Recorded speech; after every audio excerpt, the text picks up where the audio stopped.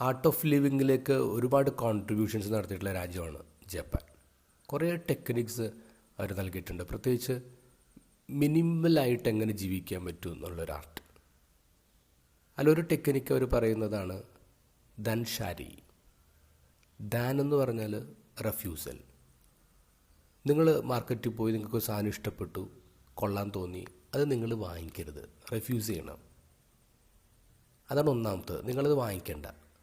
ഇനി വാങ്ങിക്കണമെന്ന് ഭയങ്കര ആഗ്രഹം വന്നാൽ തന്നെ നിങ്ങളത് 30 days ഒരു പീരീഡ് വെക്കുക. 30 ദിവസം കഴിഞ്ഞിട്ട് വീണ്ടും അതേ ആഗ്രഹം തന്നെ ഉണ്ടെങ്കിൽ നിങ്ങൾക്കത് വീട്ടിലോട്ട് വാങ്ങിച്ചുകൊണ്ട് വരാം, കാരണം അത് നെസസറിയാണ്.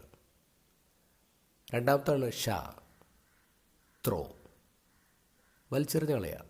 വീട്ടിൽ നിങ്ങൾ ഉപയോഗിക്കാത്ത സാധനങ്ങൾ, ആവശ്യമില്ലാത്ത സാധനങ്ങൾ, അത് വേറെ ആർക്കെങ്കിലും ആവശ്യമുണ്ടെങ്കിൽ അവർക്ക് കൊടുക്കുക, അതല്ലെങ്കിൽ അതെടുത്ത് കളയുക, വീട്ടിൽ വെക്കേണ്ട.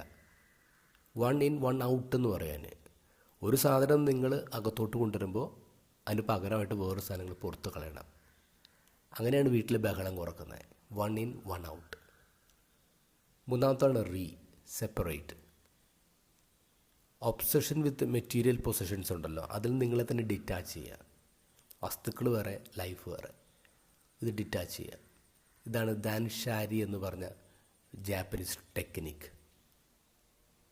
ഇന്നത്തെ ഗോസ്പലിൽ ഒരു കൂട്ടം ആൾക്കാർ ഈശോയുടെ പിന്നാലെ, ഈശോ അന്വേഷിച്ച് പോവാണ്.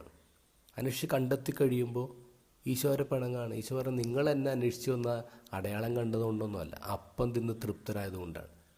നിങ്ങൾ ഈ നശിച്ചു പോകുന്ന അപ്പത്തിന് വേണ്ടി പണിയെടുക്കല്ലേ, നശിച്ചു പോകുന്ന അപ്പത്തിൻ്റെ പിറകെ നിങ്ങൾ പോവല്ലേ, നിങ്ങൾ കാര്യങ്ങളിങ്ങനെ കുന്നുകൂട്ടല്ല എന്ന് പറയാം.